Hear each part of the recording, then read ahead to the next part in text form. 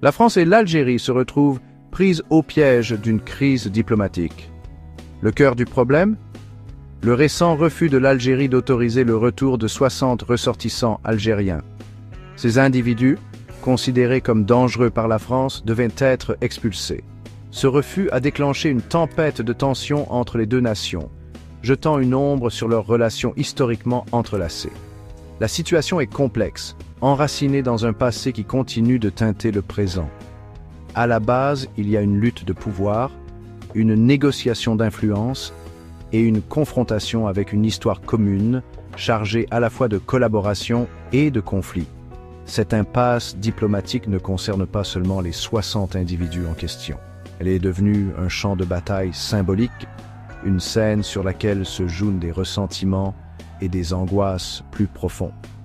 Pour la France, ce refus est perçu comme une remise en cause directe de son autorité et un affront à sa souveraineté. L'Algérie, quant à elle, considère les actions de la France comme autoritaires et irrespectueuses de sa propre autonomie. Cette impasse soulève des questions cruciales quant à l'avenir des relations franco-algériennes.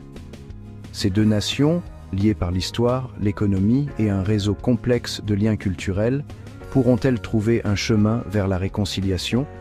Ou bien ce différend exacerbera-t-il davantage les tensions existantes, conduisant à une rupture plus profonde aux conséquences considérables?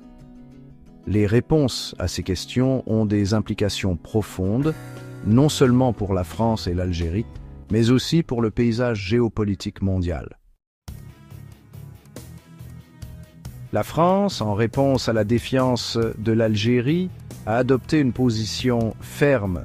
Elle a suspendu les exemptions de visa pour les titulaires de passeports diplomatiques algériens. Cette mesure, une claire escalade des tensions, vise à envoyer un message fort à Alger. La France ne recule pas et est prête à utiliser son influence pour protéger ses intérêts. La rhétorique employée par les deux camps a encore envenimé la situation. Des mots durs ont été échangés, des accusations portées et des menaces implicites proférées.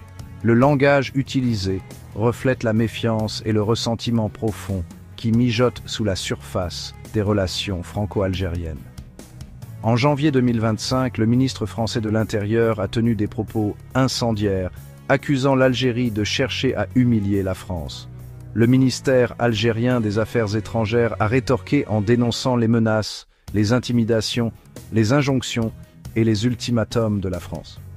De tels échanges ne contribuent guère à créer un environnement propice au dialogue et à la réconciliation. Au contraire, ils ne servent qu'à creuser le fossé et à éloigner davantage les deux nations. Malgré l'escalade des tensions, la France continue de souligner son engagement envers l'Algérie. Elle reconnaît l'importance de l'Algérie en tant que partenaire stratégique, notamment dans les domaines de la sécurité et de l'économie. La France comprend qu'une rupture complète des relations aurait de graves conséquences pour les deux nations. La France dépend fortement de l'Algérie pour ses besoins énergétiques. L'Algérie est un fournisseur majeur de gaz naturel pour la France et toute perturbation de cet approvisionnement aurait un impact significatif sur l'économie française. De plus, la France et l'Algérie coopèrent étroitement dans la lutte contre le terrorisme dans la région du Sahel. L'importante diaspora algérienne en France ajoute une autre couche de complexité à la situation. Des millions d'Algériens vivant en France et leur présence a un impact profond sur la société, la culture et la politique française. Des relations tendues entre les deux pays pourraient avoir des conséquences néfastes pour cette communauté, pouvant entraîner une discrimination accrue, des troubles sociaux et un affaiblissement des liens culturels qui unissent les deux nations.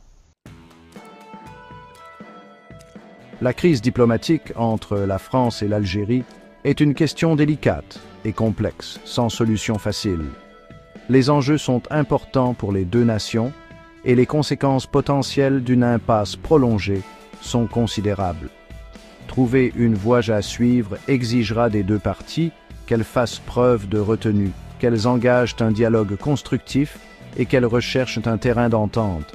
Bruno Retailleau, le ministre français de la Justice, est devenu une figure clé dans cette impasse diplomatique. Connu pour sa position ferme sur l'immigration et la sécurité, Retailleau a plaidé pour une approche plus ferme envers l'Algérie. Sa position intransigeante a recueilli le soutien d'une partie de l'opinion publique française, mais elle a également suscité des critiques de la part de ceux qui craignent que son approche sans compromis ne fasse qu'aggraver les tensions.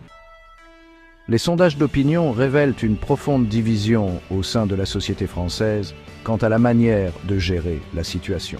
Alors qu'une partie importante de la population soutient la position ferme de Retailleau, d'autres plaident pour une approche plus conciliante, craignant qu'une réponse autoritaire ne se retourne contre la France et ne nuise davantage aux relations avec l'Algérie. Le gouvernement français doit naviguer avec prudence entre ces pressions contradictoires alors qu'il recherche une solution qui protège ses intérêts tout en préservant la possibilité d'une réconciliation. La voie à suivre exige de la diplomatie, de la compréhension et une volonté de compromis. Les deux nations doivent privilégier la stabilité à long terme plutôt que les gains à court terme, faute de quoi elles risquent de compromettre une relation essentielle à la sécurité et à la prospérité de la France et de l'Algérie.